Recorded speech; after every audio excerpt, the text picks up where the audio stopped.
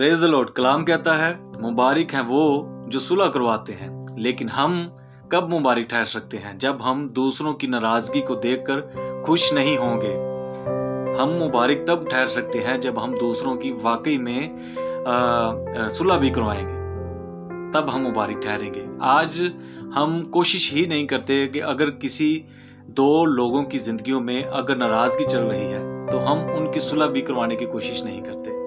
लेकिन अगर आप मुबारक ठहरना चाहते हैं, अगर आप खुदा के बेटे कहलवाना चाहते हैं, तो दूसरों की सुलह करवाने के लिए पहल किया करें।